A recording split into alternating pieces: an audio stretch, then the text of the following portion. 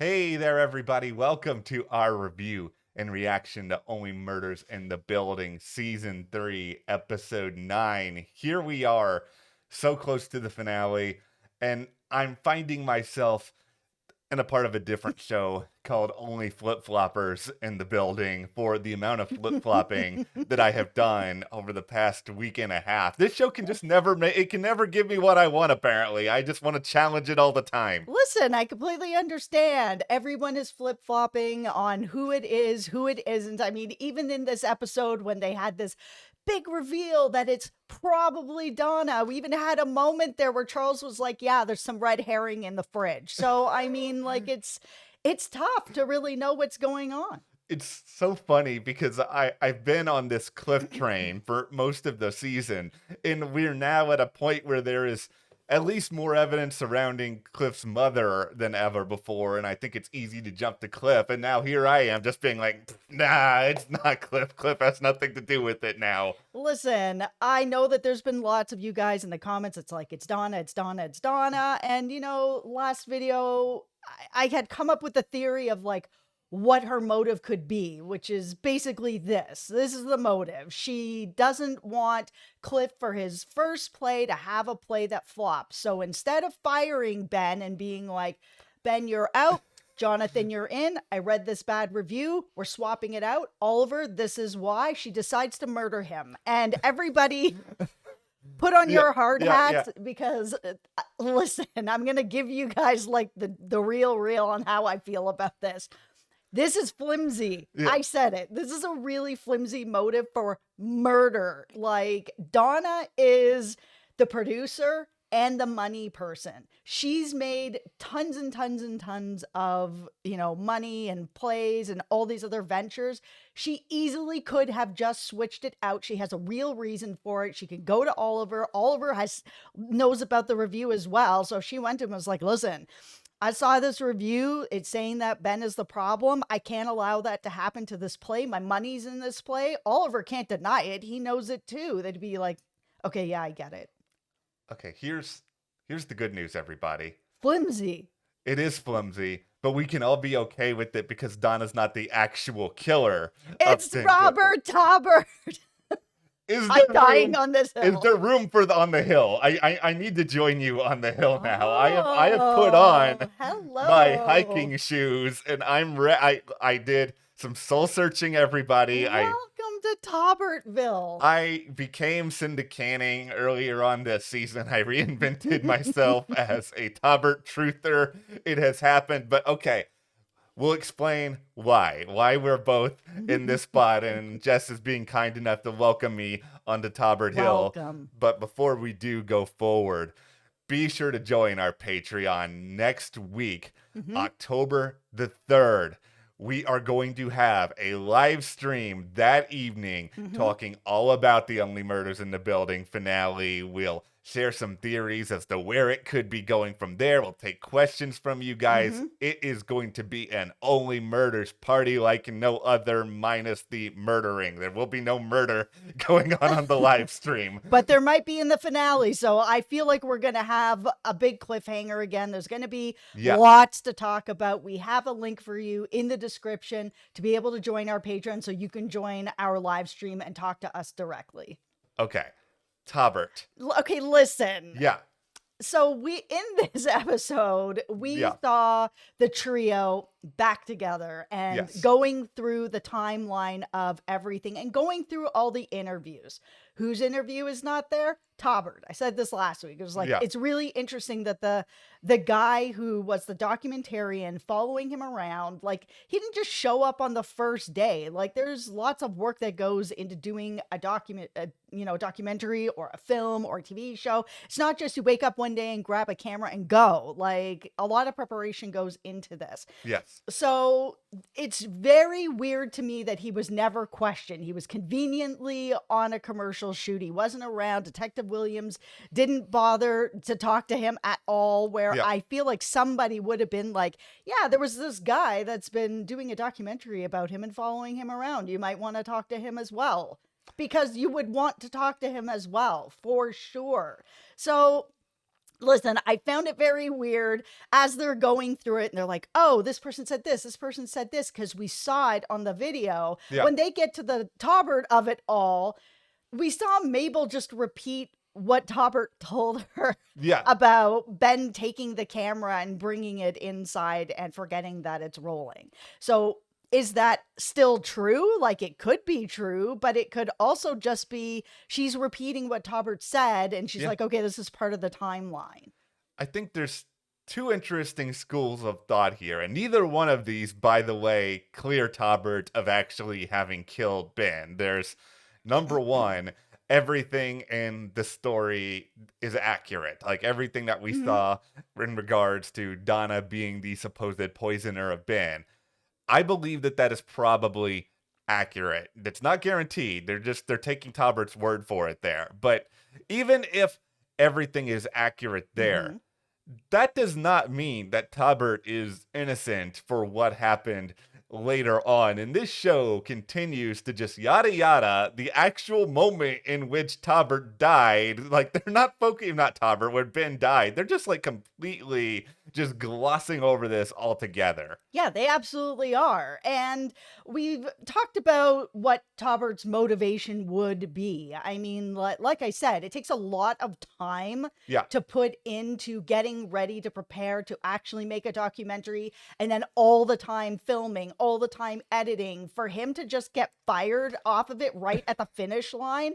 I can't imagine how upset and pissed off and all the money that's just like, woo, that he just is like, oh my goodness. Like, I couldn't imagine that kind of devastation. And that's a motive to kill somebody, money. Yeah. And this is why I think I'm jumping aboard the bandwagon really at this point. It has to do with a couple of different things.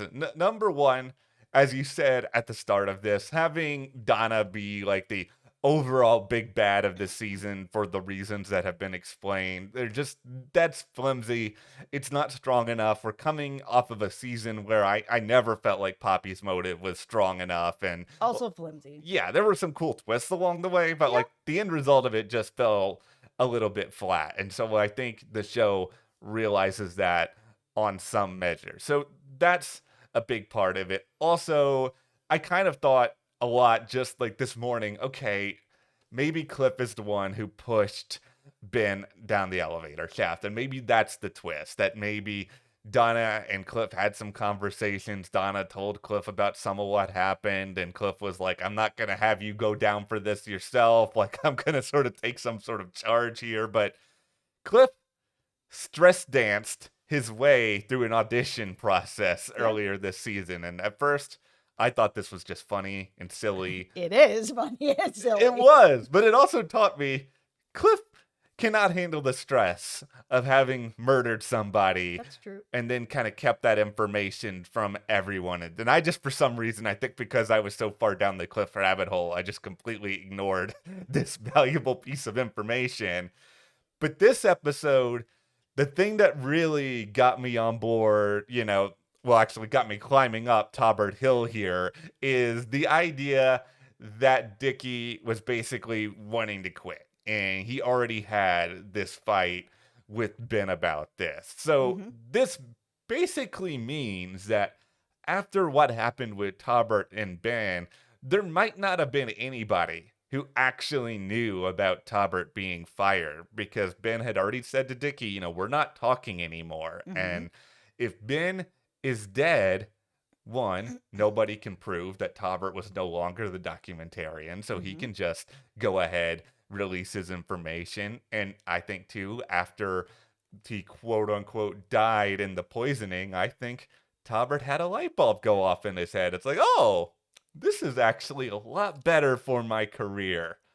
Way more money if Ben is dead. Yeah. Like, it's morbid to say, but it's true. I mean, he would have gone from, making a documentary about a famous person who's doing a play to making a documentary about a famous person doing a play who died twice. Like, there's a lot of money in that. I mean, we've seen it all the time. Like what we're watching a show about murders and people doing podcasts about it. And, you know, it's very lucrative. And I think that he understands that.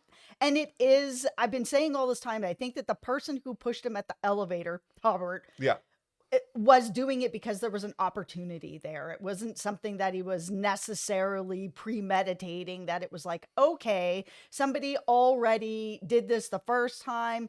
I've got footage of a bunch of stuff that, you know, would be able to sort of clear me from everything. I'll just push him. We'll put it on somebody else. It'll all be fine. I'll make my money. All my work won't go to waste. And I'll be this famous documentarian that, you know, did this whole thing about Ben and his death and everything that happened. And look at me, I'm rich. It's Robert Taubert. Okay. There's something that you said earlier this season that also continues to sort of play out in my head. And it's talking about that baby elephant story that Taubert said earlier this season. And the more that Taubert was around Ben, he probably realized that nobody liked Ben except for apparently his sewing circle, who included Paula from the Blacklist. I know. I saw her and I was like, I had to pause it for a second and just smile. I was like, oh my God, it's so good to see her.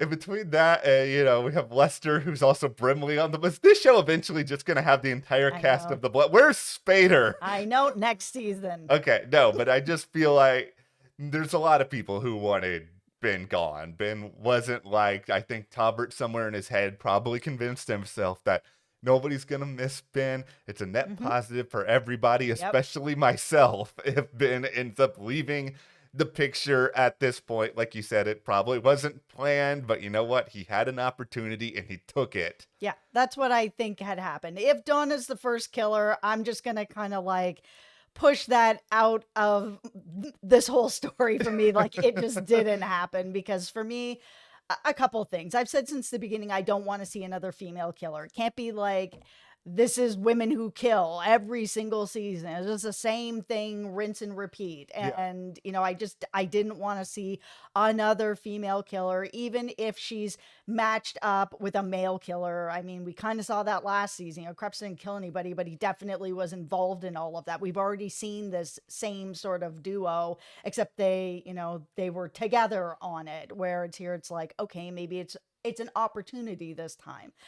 But again, to me, you're going to kill somebody that you could have just fired and replaced. You're the producer and you're the money person. You have all the power to make this not happen. It doesn't matter that it's 30 minutes before things happen. You can pull him and be like, Ben, you're out of control right now. Also, I've seen these reviews. You're out. I need to make money back on this play. How do I do that? Jonathan, you're in until we can cast somebody else with a bigger name. It's not that difficult.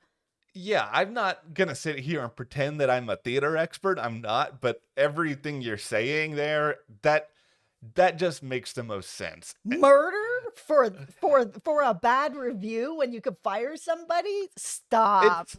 It's ridiculous, but I'm going to assume that the ridiculousness of this is going to be washed away a little bit by whatever they've got cooking for the finale coming up. I think they are still going to deliver us another twist. And I know that there are people out there that are going to be like, okay, come on, you guys are doing another killer who is a love interest of one of the trio. And my response to that is, in theory, yes, but it's very different. Jan had been established as somebody who was taking out multiple people, and she was thinking a lot of stuff through. And she was taking out her lovers, where this isn't the same sort of thing. This is, you know, Taubert, who would have been doing this as an opportunity to push forward his documentary. He may have thought that Mabel would understand because she's doing a podcast that's, you know, benefiting off of the deaths of other people. So he may be like, we're one and the same. And I think it also benefits him clearly to be as entrenched in their investigation as possible. Of course. Like a part of it could be, okay, I can sort of sway them off of me, but I think more so than that, it's causing directly what we're seeing on the show, where they're not even considering Taubert as a possibility just because he's already helped them. And if he's already helped them and worked with them, and he's like even a part of Mabel's alternate trio, they're just going to be like, okay, well, clearly he didn't do it. Why would he want to help to investigate a crime that he committed?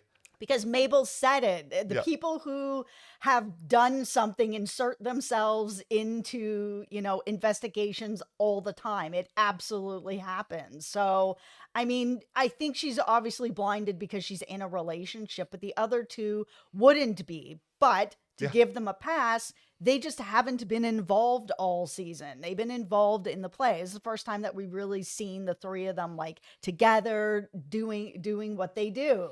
Yeah, I think that this is all setting up, provided that, the Robert Taubert Hill is the correct theory and we're standing in the right place here. Who knows? I haven't really had a lot of, W's on this show. Listen, you deserve a W because this theory makes a whole lot more sense beyond the Cliff theory that I had most of the season that I totally made up almost all of it in my head because I just wanted it to be dramatic. Okay, you know who else is taking a W? All of you guys who were like, he's talking to the cookies. Yes. Because it absolutely was. He was talking to cookies. It makes complete sense that that's what was happening.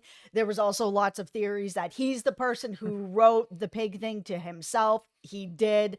Let's just roll up the Emmy for Paul Rudd right now, because that performance was 10 out of 10, just completely heart-wrenching. Like, it was so good. And like, I love Paul Rudd, but and I've never really seen him like that before. It was something to see. Like having Meryl Streep and everyone else, like her performance, the song she sang, like amazing. But that moment for Paul Rudd was incredible. Incredible. It was. I had the same feeling watching it. I felt breathless. I got chills, and I love Paul Rudd too. I've seen Paul Rudd in a ton of stuff, but I think what happens to Paul Rudd is it's like a couple of different things. He becomes like the butt of the joke because he's like, he never ages. He always just, he's just this funny, charismatic, good-looking guy. And I think a lot of times when we laugh at things that Paul Rudd does, it's just like, oh, Paul Rudd's so funny, and we kind of forget about the amount of work that it takes to produce something like that. Yep. That pig scene where he's oinking at himself and just making fun of himself and beating himself up, and it was so devastating. And he did such a great job of like giving empathy to somebody who we know is not a good person. Ben Glenroy did a lot of bad things. He was controlling. He was terrible to his brother. And yet in that moment, it actually makes sense as to why he would be doing all of that. Like, that was always my pushback on the, he's talking to the cookies theory. It's just like, who does that? But then I didn't think about, okay, he's fasting. He is really, really stressed out. Yep. His brother had basically just quit. We never had that information. We didn't have that information. We just, and even back then, like, we knew that there was like some stuff going on, but yeah, there was a lot of information that we didn't have at that time. So good for you, for the people that were like, you caught it right away. Like, take your W. Yeah. Tell us in the comments if you were one of the cookie people, because, good for you. Yeah, no. Yeah, For you. Not for me. No, not for me I did either. not think that it was the cookies. That's for you. I didn't think it was the cookies either. I didn't. This is really silly. I never even thought for a second that he wrote the pig message himself. Like the cookie message. Like I saw a lot of the comments that you guys made, and I was like, okay, that makes sense. I just never saw the pig thing coming. I thought, okay, maybe it was Taubert who wrote it. Maybe Taubert saw that argument, and that was sort of Taubert sending some sort of a message. But to have him do it himself, it was just interesting too, because even with this timeline, like, where was Joy in this? Like, where did she actually like fix his face? Because she's the person who left the lipstick there, right? So if that's the case, then like, where did that happen? Where, he had the fight, was walking back to the dressing room. He took the camera and went in and had the talk about the cookies and then wrote it right away. Where in there did Joy come in and fix his face? It had to be at some point before, but this is my real tinfoil hat thing on Joy. they just didn't want to pay Andrea Martin for I another know. episode. So they're just like, okay, we're Or just Scott Bakula. I don't know what this show Oh. has of teasing Scott, but man, he's doing all right now. They really love railing on Scott. okay. Scott Bakula he is the king right now of everyone wanting him to show up in things and him not being there. In between this and the Quantum Leap reboot, that he is like, I'm not appearing in the Quantum Leap reboot, but I watch this show and every week I still think he's gonna show up. Listen, if he doesn't show up next season, then I don't know what. Or he needs to be in the finale. We need to see Scott. Is Scott Bakula going to live in the penthouse apartments vacated Oh my now goodness. by? No, it needs to be Mabel. Okay, yeah, it might still be Mabel. This episode was great for obviously all the various theories and speculation that we've done here, but it was also really, really fun, and I think a few different sort of ways. We talked a lot in the preview about Mabel's wedding dress, and that maybe this could be a cliffhanger, maybe it could be something setting up what's coming up. There's nobody that she's going to want to marry right now. It's not that close to Taubert yet.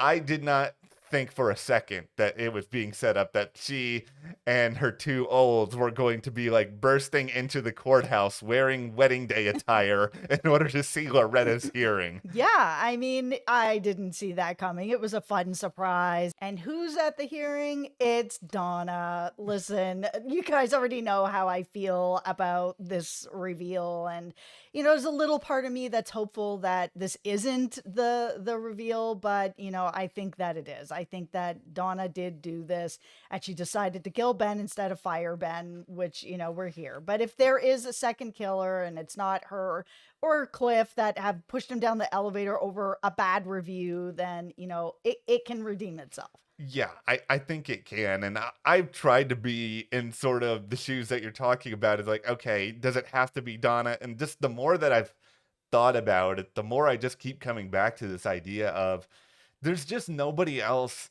that was there on opening night unless it is Taubert somehow, and Taubert like did both of them. But it's just there's not a lot of other people who make sense or have like the means and opportunity to do it, because all these other actors are all preparing for opening night, right? And you know, we kind of have a sense of what KT was up to, what Howard was up to. Obviously, Howard doesn't even have a motive in the first place. And then there's, you know, the red herring of Dickie. It's like he's going to sell everything from Ben, but he's going to buy a piece of evidence that has his brother's blood on it.